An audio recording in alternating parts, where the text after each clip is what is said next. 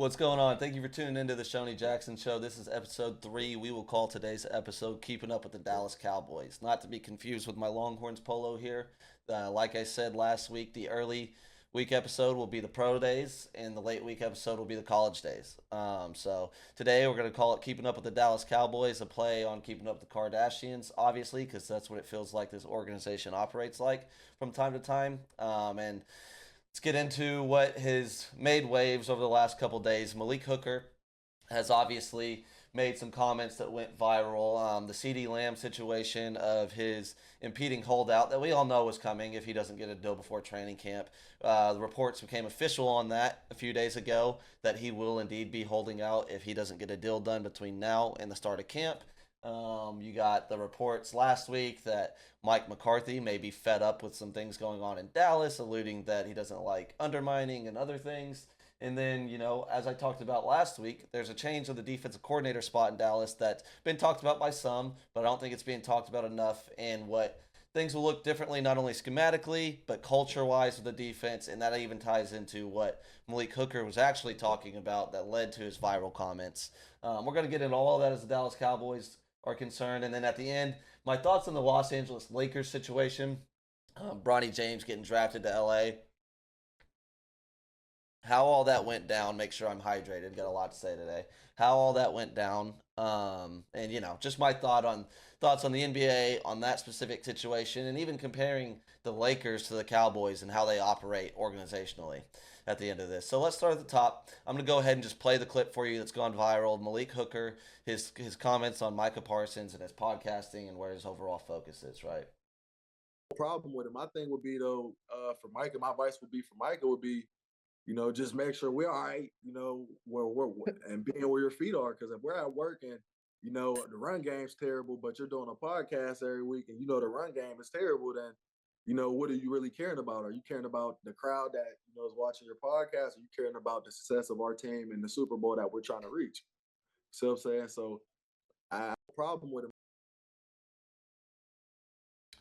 So that went over as well as you might think it would have, right? Micah Parsons ends up responding to him on Twitter in a now deleted tweet, saying basically, this is kind of some hoe shit, essentially, paraphrasing what he said, and saying that you could have said this to me directly. We're locker mates. We sit next to each other in the locker room. We're on the same defense, and you got my phone number, but you went on a podcast and called me out like this. And the irony in all that is Micah Parsons is literally doing the same exact thing, right? So that's, again, why we're calling this episode Keeping Up with the Dallas Cowboys, because it is a 24/7 reality show. And this type of stuff is just inevitable. It always happens, and we self-destruct organizationally. Do I think this is the end of the world? No. I think it's something that they're going to squash, and I want to address both sides of this.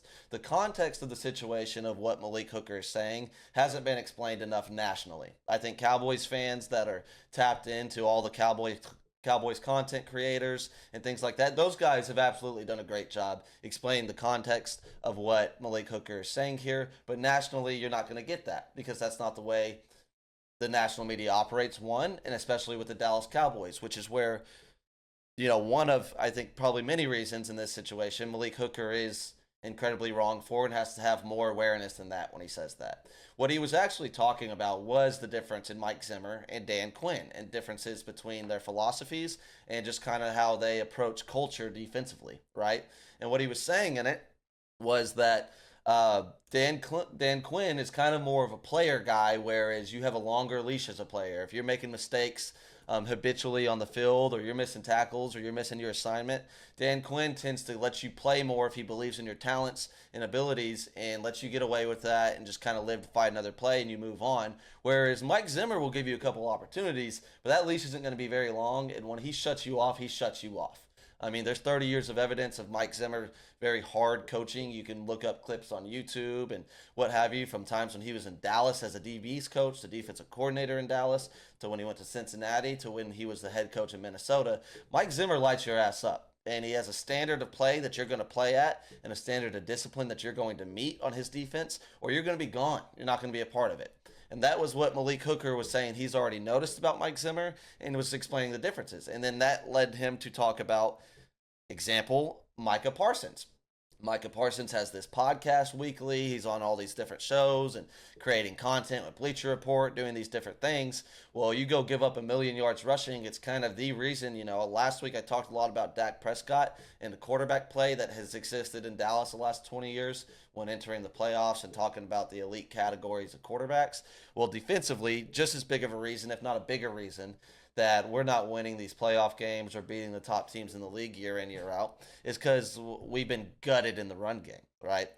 We haven't had a real solid interior defensive line in Dallas in 10, 15 years, and it shows. And then we've had in the Dan Quinn system undersized linebackers that we couldn't keep clean because we didn't get consistent play in the middle of the defensive line. And so they were getting washed out of every play. And in that Green Bay game, I'll talk about it more later, but we couldn't get a single stop. There was the Dak Prescott performance. There was the sloppiness of the offense, the inability to run the ball ourselves offensively, and other things that you can complain about. And I talked about on episode 1 of the Pro Show. But really, there wasn't a point in that game where it felt or looked like the Dallas Cowboys were going to get a single stop. And I actually think they only got one the entire game. Every time I close my eyes at night, I see Green Bay counting more touchdowns and breaking more 20-yard runs. That's what it looked like all game long. The 200-plus rushing yards. I don't have the stats pulled up, but it was humiliating. It was terrible. And that's really not the elephant in the room, but what's not discussed in all the success that we had in the Dan Quinn time in Dallas and him going to Washington now is just that there was a clear recipe and a clear style of play that dominated us defensively. And Mike Zimmer tends to major in stopping the run, and his main focus is being a physical defense that stops the run. And so, you're having a philosophy change, but also a culture change, and I think that's what Malik Hooker was getting into, and yet he made some comments that made their waves, obviously pissed off Micah Parsons. And Micah Parsons, let's get into that a little bit, is a sensitive, immature, if you will, impulsive kind of guy. He responds to everything. If you follow him on social media, he's as active as any athlete is social media-wise. He is a self-proclaimed leader of the Dallas Cowboys. He said that he wants to be that, but he is not that. And I'm not saying that to bash him because he doesn't have to be that. But what I'm saying is it's easy to take him, superstar of the team, best non-quarterback in the NFL in my opinion. And quite frankly, I think Micah Parsons maybe is the best non-quarterback in the history of the NFL, just talking and focused on pure elite talent and ability. Micah Parsons is an all-pro pass rusher. He has, I think, what is the highest rated pass rush win rate of all time. And if not, it's second or third of all time. He gets to the quarterback in less than 2 seconds. He forces a double team, triple teams. He gets held more than anybody in the league. You see all the Baldy clips. But Micah Parsons would also be an all-pro middle linebacker, which is what we drafted him to do. I think Micah Parsons would be an all-pro safety if he decided to play safety. I think Micah Parsons could be an all-pro running back if he wanted to play on the offensive side of the ball. I think he could return kicks and punts if he wanted to. He's the type of guy that he fills up the Gatorade cooler, walks the dog, and paints the back porch. Right? Shout out Friday Night Lights. That's Micah Parsons. He's Booby Miles in the flesh. So I say all that to say I used to work in the real estate world, and my old manager in that world used to tell me, Shonee, the world works different for winners. So quite frankly, if Micah Parsons was the 53rd man on the roster, or if he was even where Malik Hooker is on the roster, and I'm a fan of Malik Hooker. I think he's a great safety. I was just as high on him as anybody was when he came out of college. Unfortunately, he dealt with all the injury problems in Indianapolis, led him to Dallas. He's resurrected his career here, and he's done an excellent job. He's a big reason that I have a lot of confidence in the Dallas Cowboys secondary, right? He's raised our level of safety play to a level that it hasn't been at in a really long time, him and others.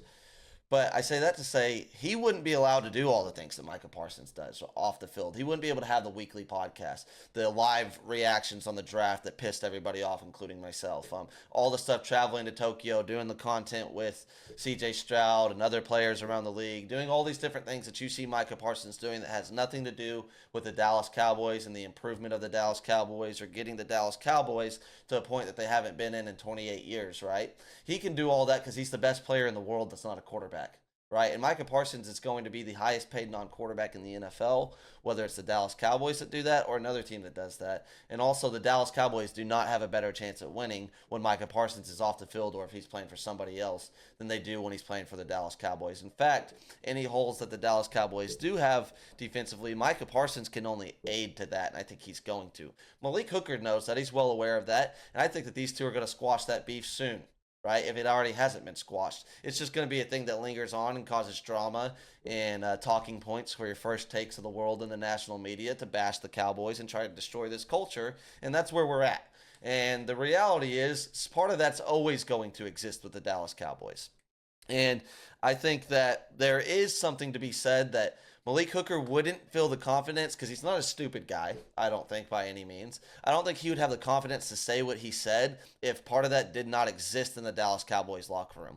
I absolutely think that Micah Parsons needs to cut some of the shit out that he's doing. Does he need to cut out doing a podcast? No. There's many athletes that have a podcast around the world of sports. In fact, he's not even the only Dallas Cowboy that has a podcast. Our backup center Brock Hoffman has a podcast that I think actually does very well. I've never listened to it. I've never seen a clip of it posted, especially a clip that could potentially lead to drama within the Cowboys organization. I can tell you he's probably not making live reactions to the Cowboys and Eagles draft picks, giving the Eagles a positive reaction and the Cowboys a negative reaction. That was really fucking stupid and can't happen. But he's also the backup center of the Dallas Cowboys and can't be doing all that. Say that to say it's fine for Micah to do stuff off the field. It's fine for him to have a life off the field. It's fine for him to be famous off the field, popular, do all these things. I think he likes that. But it also needs to be known that he's a 25-year-old young man that has the world at the palm of his hands. He's been the very best at anything he's ever done. He was an elite wrestler. He's more than an elite football player. He's been the best football player on every team that he's ever been on. So naturally, there's going to be some narcissism or an ego that exists within the world of Micah, the brain in between the ears of Micah Parsons. But at the end of the day, he will only grow and mature just as he gets older, just like the rest of us will. And the team is always going to be a lot better with him. There's a famous Jimmy Johnson story where Jimmy Johnson cut a guy because he fell asleep during film and training camp or something like that. They were in a film session. He was a backup linebacker, special teams guy. I don't know his name at the top of my head. But he falls asleep in film. Jimmy Johnson cuts him on the spot. Jimmy Johnson had cut multiple players on the spot for things like this. He cuts him on the spot, tells him to get out, pack his shit up, and leave. He never plays another down for the Cowboys again. I don't know if he ever played in the NFL again, right? Jimmy Johnson was famously asked after doing that, what would you have done if that was Troy Aikman or Emmitt Smith that fell asleep in film and did that? He said, it's simple. I would have walked over, tapped the table, and said, Emmett, wake up. We're watching film. Like my boss said back when I was working at real estate, the world works different for winners and it works different for Micah Parsons. I would like it if he didn't get triggered so easily, if he didn't respond to every single thing that was said about him and respond to strangers on Twitter, or respond to Jersey Jerry or whoever else that he responds to and interact and take the cheese every single time it's laid out there to him. But it is what it is. That's what he does. It's what he's done for 3 years of being in this league. But what he's also done is gotten 40.5 sacks in 3 years. He has the highest pass rush win rate in the NFL. He's dominant. He changes the game plan and scheme of every single team that comes and plays us, right?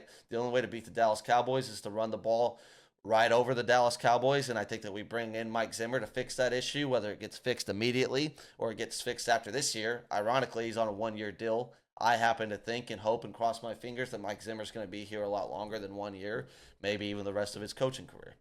But that said, we are going to bring in the help, the enforcements, and what we need, and I'll get into potential signings down the road before the season starts and whatnot later in the podcast. But Micah Parsons is only going to continue to improve, break records, shatter the mold of what we're used to as a football player. He's truly generational. He's up there in the category of LT and Legends of the Game, but he's even more so. He's better than Lawrence Taylor, in my opinion. He's faster. He can do more things, played multiple positions. He's truly, truly generational. And I do think we lack leadership in Dallas. Dak Prescott, who is known as obviously the leader, not just because he's the franchise quarterback, but great guy. He's got all the charities. He shows up to tight end U, throwing the Ferguson. He's friends with everybody, this, that, and the other. But it's not like he's stopping any of this shit from happening in the locker room. I don't know if he checks Micah Parsons or if there's anybody that can or will check Micah Parsons. What I do know is it is, in fact, stupid to go on a national televised podcast or show or whatever it is and call out the best player on your football team in the way that Malik Hooker did. That was sloppy. I think Malik Hooker went on the backtrack a little bit in some tweets and Instagram stories trying to clarify what he meant by it and that he knows that Micah knows he's good and he'll address that with him, what have you. And that's going to happen. But this is keeping up with the Dallas Cowboys. This is the way it goes, you know? And so at the end of the day, it's all going to be fine. Shit will be water under the bridge. This team's going to be very, very good. They'll come together. I think the defense will make improvements. I think the offense is obviously going to be electric and fine. And it is what it is. But more drama in Dallas, that's never going to stop. We move on. What else is going on in keeping up with the Dallas Cowboys? CeeDee Lamb has made it official that he will be holding out if he does not receive a contract through training camp. It doesn't look like there's been any progress made towards that. I don't know what kind of progress you need made towards it, though, right? It's just pick up a phone call, give him what he wants. I think it's very clear that CeeDee Lamb wants to be the highest paid receiver in the NFL, probably wants to be the highest paid receiver, APY, of all time. I think CeeDee Lamb deserves that. Why? He is the most talented receiver in franchise history. I think that if and when this contract gets done in Dallas, he's going to retire as the greatest receiver in franchise history, surpassing Michael Irvin and others. Throughout his 4-year career, he has 5,100 receiving yards and 32 total touchdowns,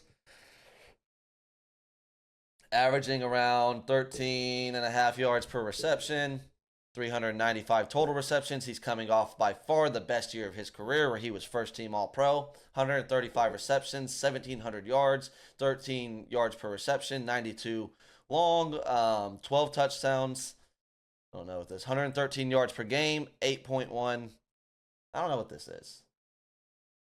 Two different averages there. But 113 yards per game, 1,700 receiving yards, breaks a franchise record in receiving yards.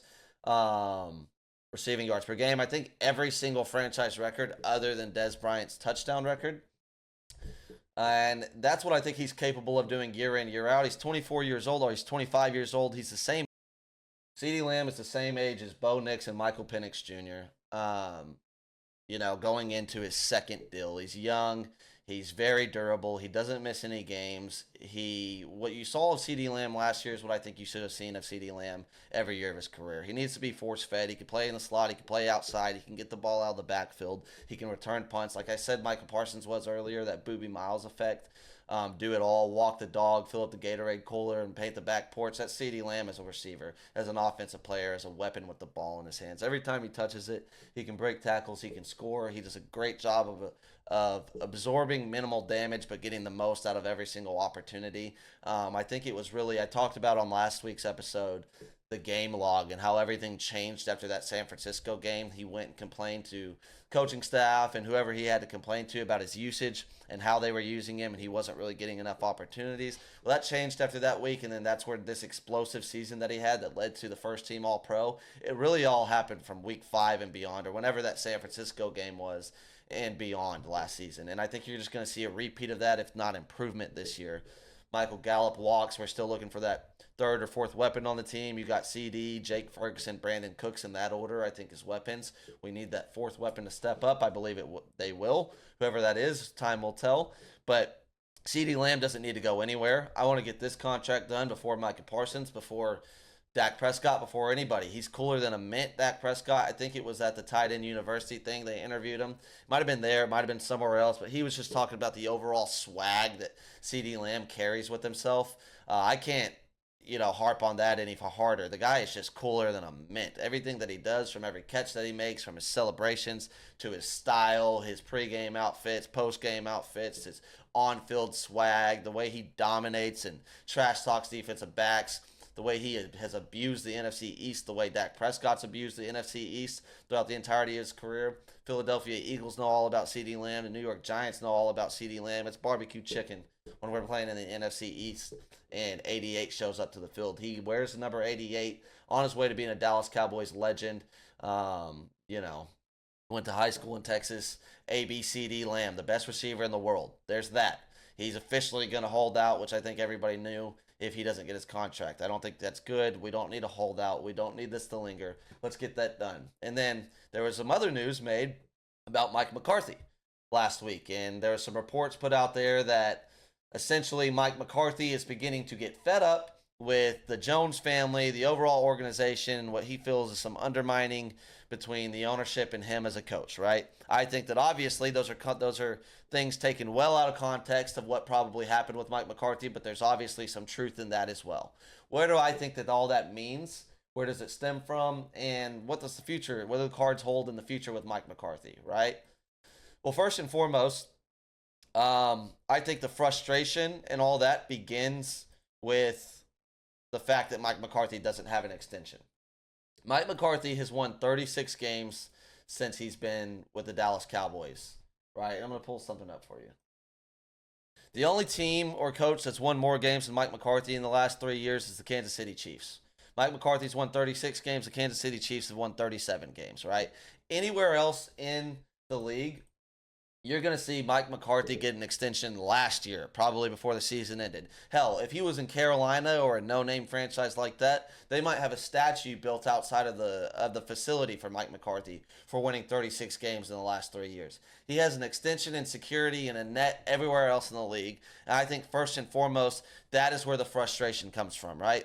Second off, Mike McCarthy's probably talking to a lot of the coaches that left Dallas and went to Washington with Dan Quinn, Joe Witt, and others, right? He probably still has a relationship with these coaches that were a part of his staff the last 3 seasons that are now a part of the rival staff. And just like any other guy listening to this podcast, when you talk to your peers, former employees and stuff, that locker room talk, it's kind of like, you know how it is over here type of stuff. And he maybe is alluding to stuff like Jerry Jones having a radio show or Jerry Jones getting more interviews after games than Mike McCarthy does. You know, if you watch the Mike McCarthy press conference post game, Mike McCarthy has like 5 reporters asking him questions. You turn your head, Jerry Jones has the entire Dallas media, national media, ESPN, Fox, anybody that's there covering the game surrounding him, asking him dozens of questions, trying to get that clickbait for the next week. Cowboys owner Jerry Jones says this after the game, right?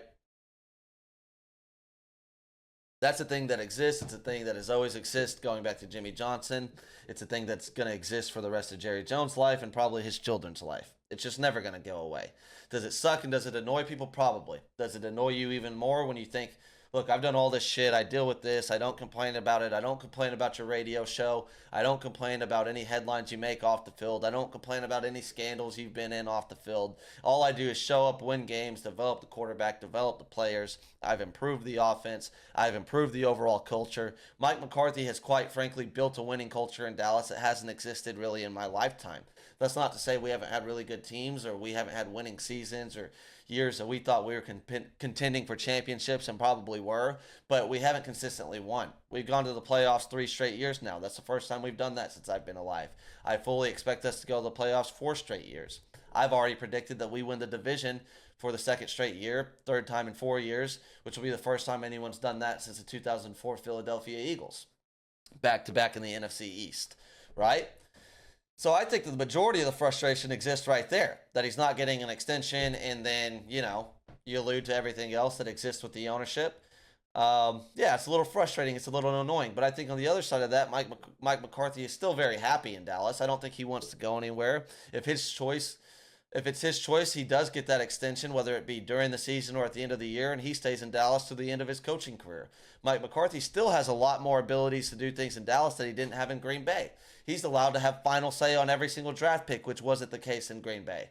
He has a lot more say on the roster decisions, the allocations, and what have you. I think that his comments or the rumors of his comments and the way he feels and the temperature in Dallas on Mike McCarthy are taken out of context, and people think that that's because we're not signing free agents or we haven't extended our quarterback or CeeDee Lamb or Micah Parsons and other players on the team. I don't think that that's Mike McCarthy's frustrations. I don't think any of his frustrations exist in the contract extensions that have not happened or the free agent signings that did not happen. If anything, I think Mike McCarthy probably contributed to who was or was not signed to come to Dallas this year, or who did walk or didn't walk from the roster last year to this year, right?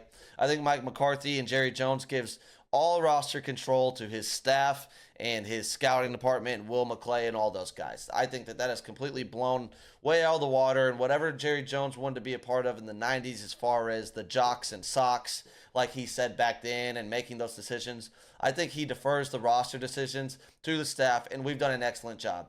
As I've said, we've only won less games than the best team and the standard in the NFL right now, which is the Kansas City Chiefs. So our playoff failures are our playoff failures, and that stems from just the Dallas Cowboys being cursed, and then the philosophy issues that I mentioned, like being weak in the physicality aspect defensively of stopping the run, not being big enough in the middle of the defense, and being able to stop the most dominant physical running games in the NFL that you're surely going to face once you get to the playoffs. And yet, don't let like Philadelphia's success and winning a Super Bowl with Doug Peterson and going to another one last year or 2 seasons ago confuse you with the fact that the Dallas Cowboys over the last 10 years have operated better than any team has in the NFC East.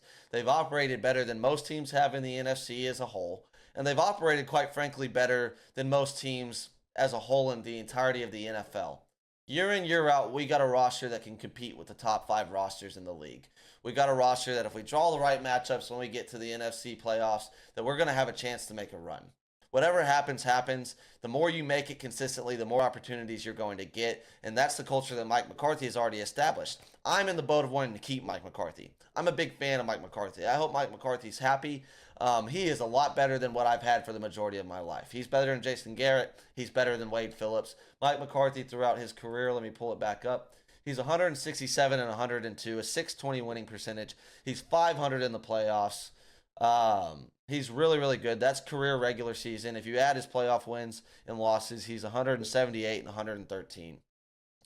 611 winning percentage all time, playoff and regular season combined.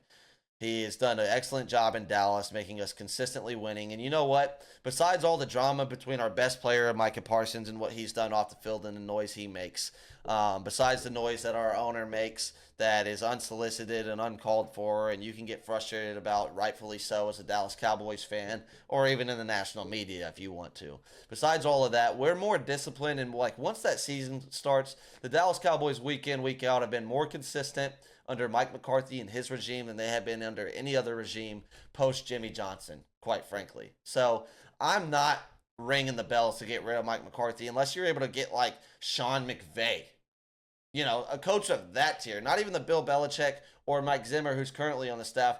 That doesn't wet my proverbial beak the way even Mike McCarthy, quite frankly, has as a Cowboys coach. He has brain farts. I think Mike McCarthy gets what you would call fat brain on the field. Like, there's parts in games where his brain just shuts off and his time management's an issue. And you could even point to games that we've lost, or, you know, maybe we haven't been able to get home field advantage because of moments like that. But you can say the same exact thing about Kyle Shanahan and Sean McVay and every other coach in the league. There's a lot of coaches that have game management issues in the modern era of football right now.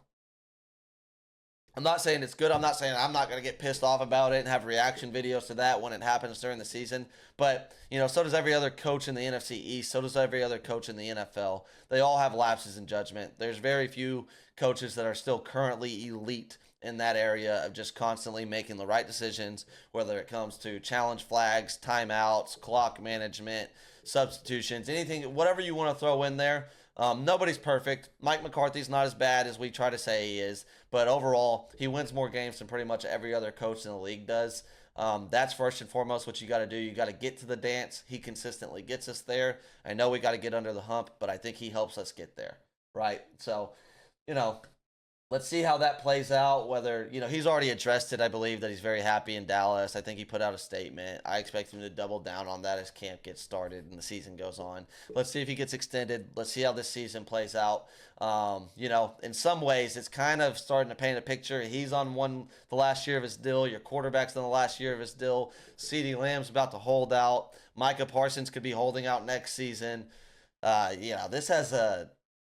You combine that with the overall talent of the team, Chicago Bulls last dance type vibe type shit going into the 2024-25 season for the Dallas Cowboys. It's interesting. Let's end the Dallas Cowboys conversation quickly talking about the defense. I brought up Mike Zimmer a lot as I talked about that type of stuff. I brought him up on the last podcast. Let's just talk a little bit about philosophy changes, culture changes, like I had mentioned, and what I think the Dallas Cowboys will look like defensively moving forward if Mike Zimmer's here for the long run. First and foremost, the philosophy change. Dan Quinn is constantly cover one, cover three, go get the football. He drafts and builds his defense around a lot faster type players that can create a lot of turnovers, obviously get to the quarterback, and he's only allowed to do that when he has players like Micah Parsons, DeMarcus Lawrence, and others that get to the quarterback very quickly and cause a lot of chaos. And when you're able to do that, you have a lot of success in interceptions with players, aggressive defensive backs like Trayvon Diggs, Deron Bland, and others that have been in Dallas throughout the Dan Quinn era. Clearly, I would be, stupid to say that the Dallas Cowboys haven't had a lot of success under Dan Quinn, and he didn't change the defense culture that existed prior to him, and then to the point to when he left in a very positive way. Right, the numbers are there. We had a lot of success, won a lot of games because of the play of our defense, and yet the reason we ultimately lost at the end of last season, the year before that, is because we couldn't stop the run, and quite frankly, in that Green Bay game, we couldn't get a single stop.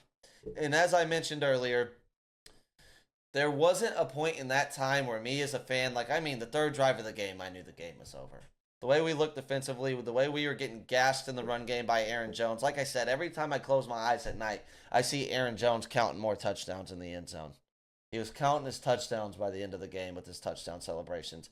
I think when he went into that game, he knew he was going to be counting touchdowns. In fact, there was so much confidence coming out of the Green Bay side when they got announced they were playing the Dallas Cowboys in the national media from former players that are haters of the Dallas Cowboys and what have you, that it was alarming going into the game, and all of that showed where that came from as soon as the ball was kicked off. From the first drive of the game, from when that Deron Bland pass interference happened and they walked right down the field and scored on us, to the last drive of the game. At any point in time when they wanted to just run it down our throat, they were able to do so. And then they also had clearly huge, gashing, humiliating coverage bust by Malik Hooker, ironically, from play action passes and stuff like that, because we couldn't stop the run and everybody's trying to overcompensate and do things like that. Mike Zimmer was hired to stop that shit.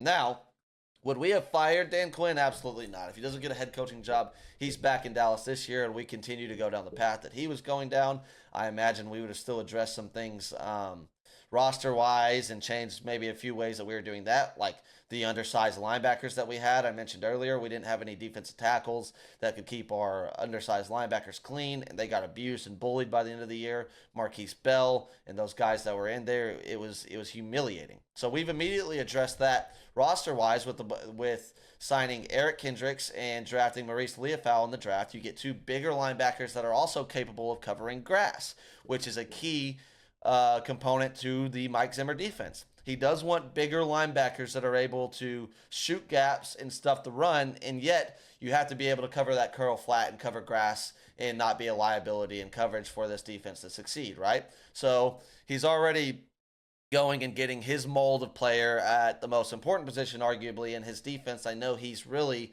a secondary guy by nature, and I think his secondary, one, he's inheriting a very, very good secondary that needs to be talked about and discussed, but it'll improve under Mike Zimmer because that's what he does. That's the bread and butter. But he's also going to address the linebacker issue that we had, not only adding new pieces like Eric Kendricks and Maurice Leafau, but then now he gets to use the fast and young explosive weapons like DeMarvion Overshown. And then even Damone Clark, who played bad at the end of the year. I don't think he played bad because he's a bad linebacker. I think he played bad because Leighton Vander Esch got hurt, and he didn't have a guy that could get him lined up right every single play. I don't think he's there on the mental side of the game yet, where he's reading the plays happen before they happen and getting where he needs to be. Therefore, he's behind. He's not behind because he's slow. He's not behind because he's scared to be physical or he doesn't want to make plays. He's behind because he just wasn't getting lined up right. Now we got linebackers with very high IQs coming into the Dallas Cowboys organization. It's going to make sure he's lined up right. So I think his level of play will get better. DeMarvion Overshown, as I mentioned, is coming in.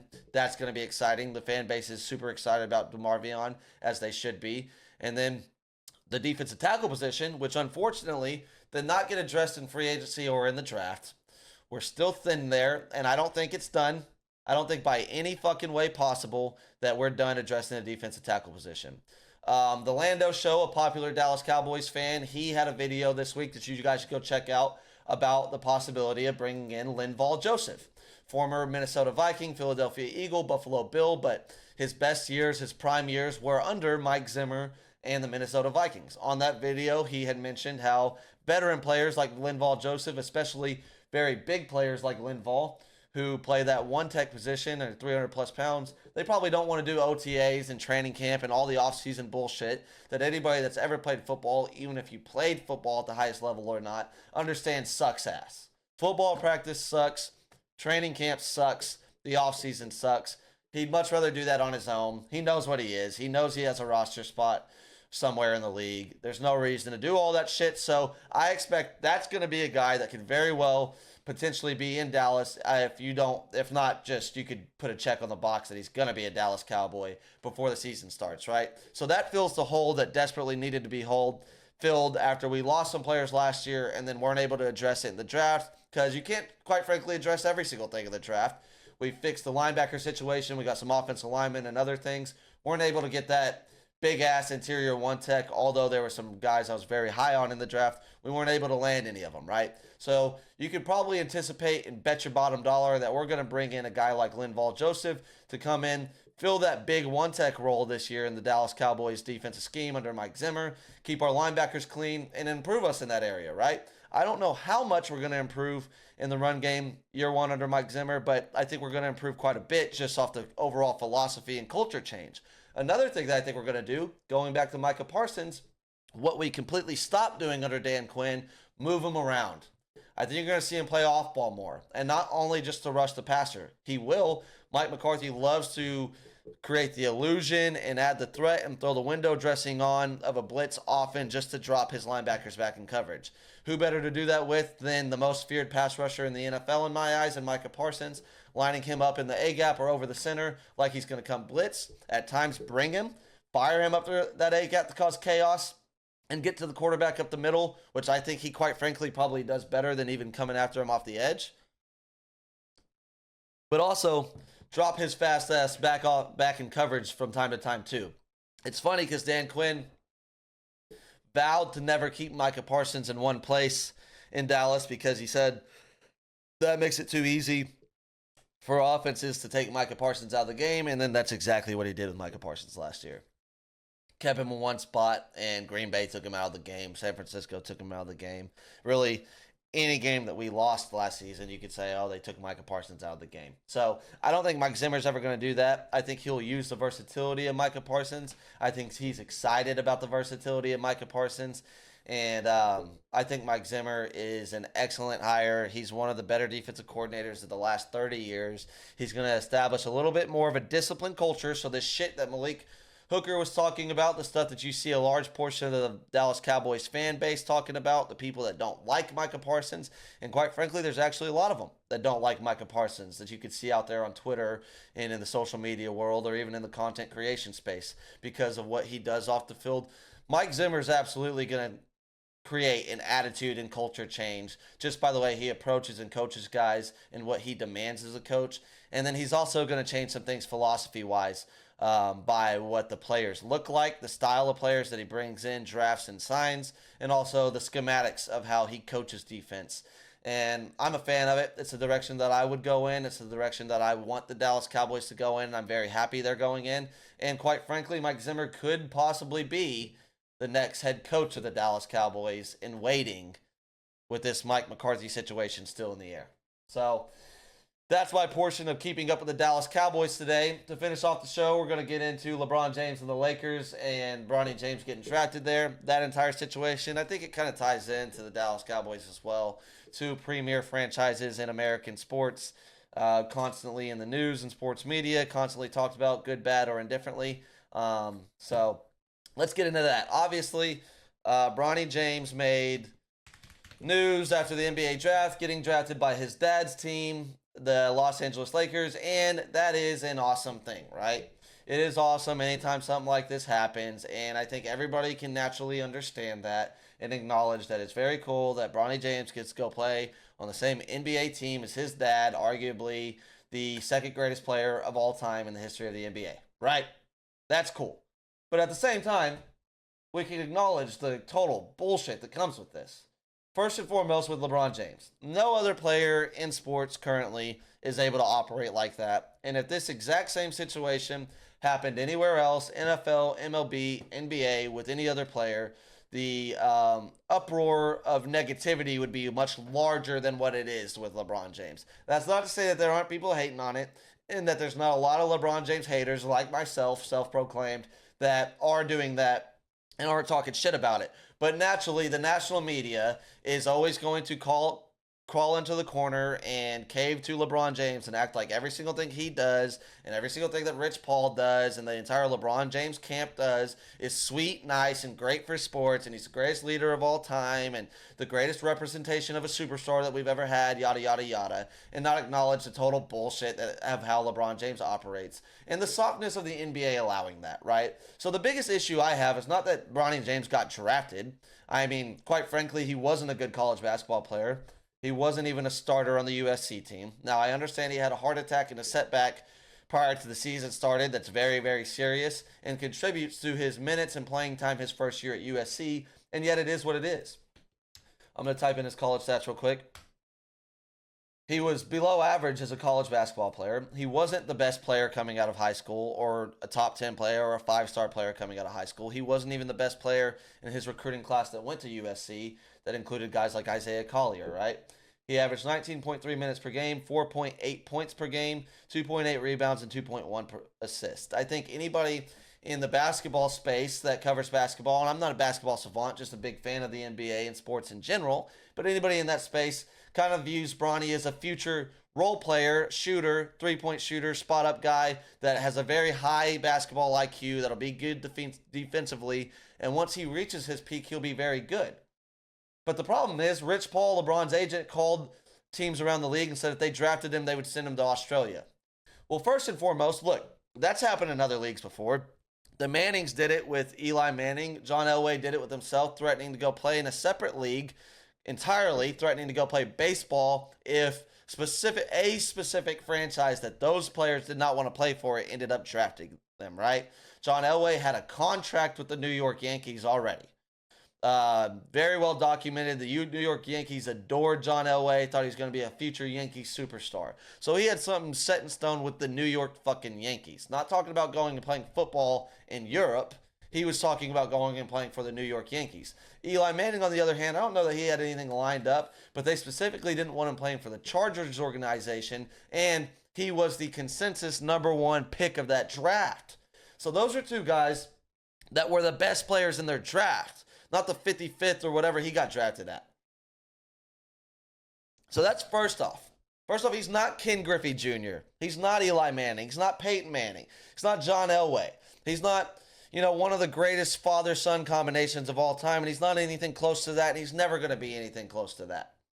Okay? So that's first and foremost. Second off, why don't you call his bluff? I think that there was other organizations that he might have fit in better at. Now, LeBron James is LeBron James. He probably knows more about basketball than any other player in the NBA knows, and that's his son.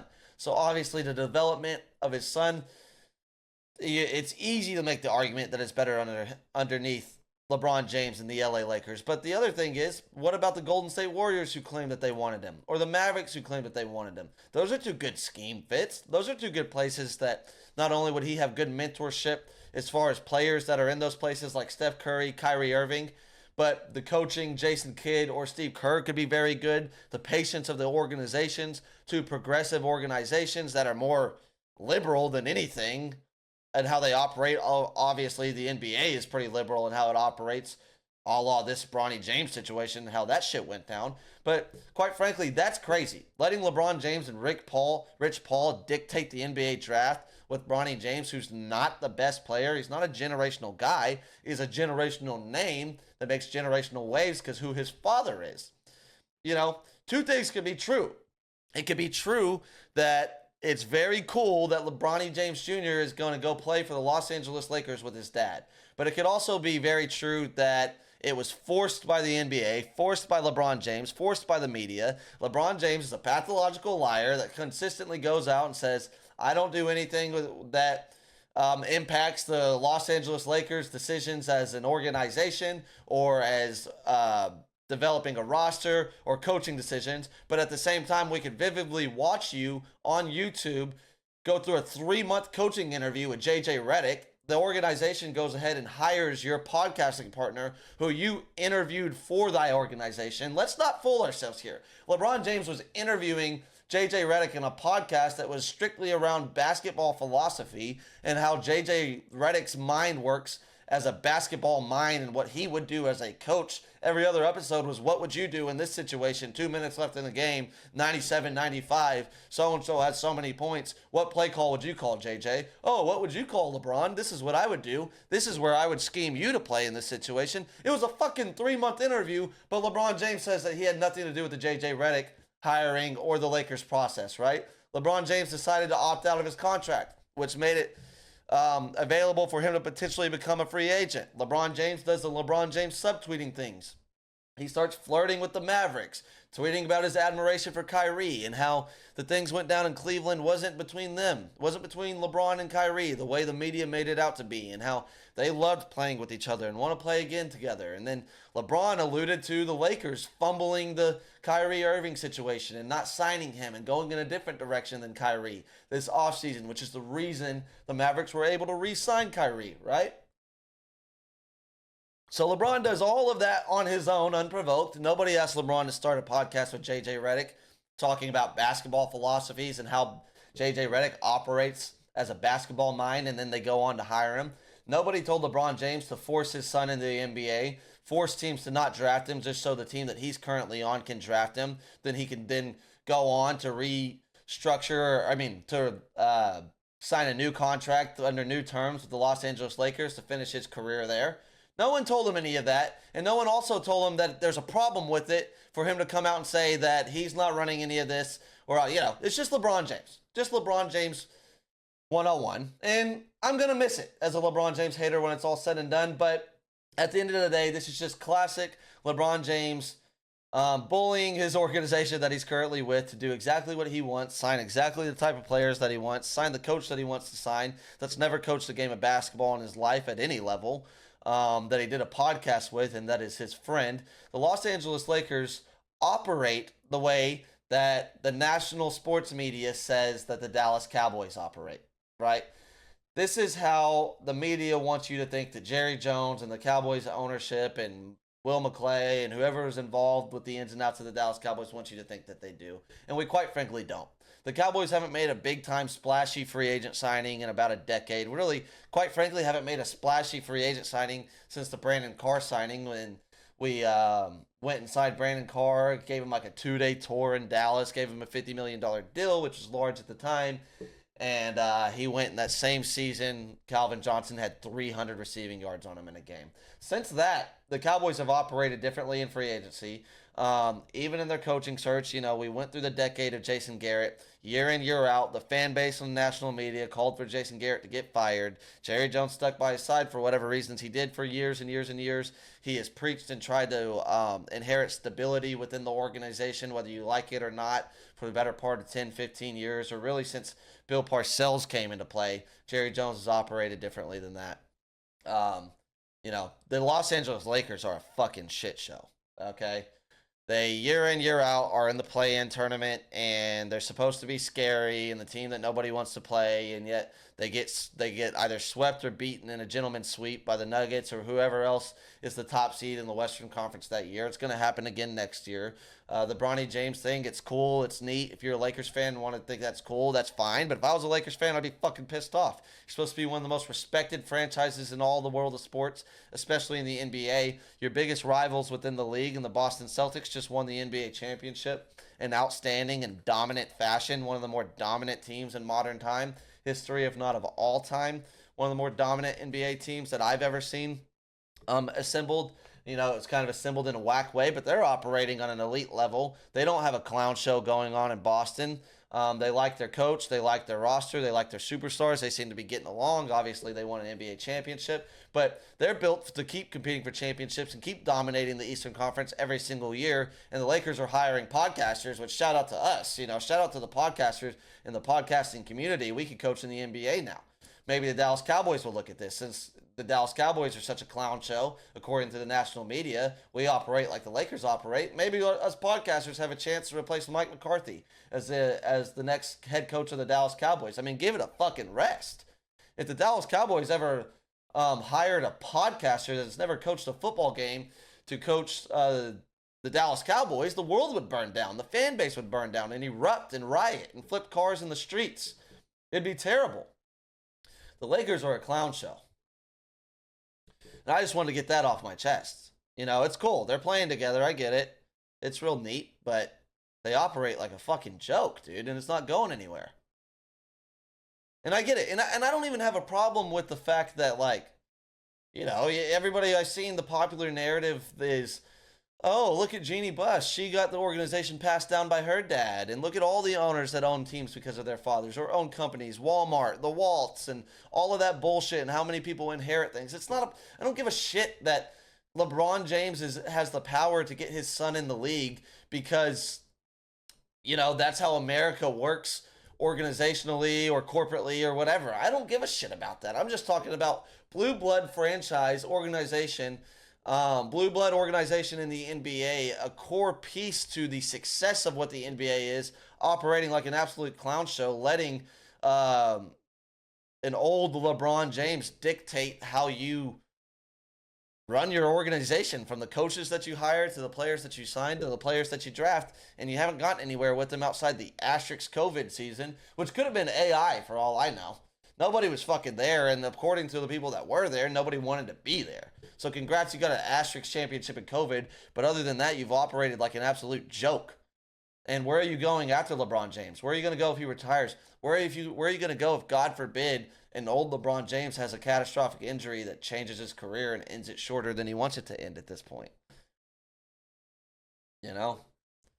If the Cowboys operated like that, it wouldn't be treated the same way. That's all I'm saying. Other than that, I think that's a wrap for today's episode of the Shonee Jackson Show, man. Today was a pro day. I'm very excited for my recording tomorrow. There's a lot going on in college football with the Texas Longhorns and just in general, a lot to talk about college football-wise that I'm super excited to talk about. Also going to get into other stuff like the weird Kyle Flipowski situation and his babysitter and whatever's going on with that type of thing. I'm going to talk about that on next show, understanding that he's a pro, still hasn't played in the NBA yet. Don't have time to talk about it today, but super excited. If you like my show, if you're excited about the content that's coming forward, if you like what I do, if you like the Cowboys, if you like the Longhorns, if you like sports in general, please like and subscribe, follow the page, follow me on the socials at Shonee Jackson. Remember, I love all y'all more than you know, but not as much as you think. Have a great day and God bless.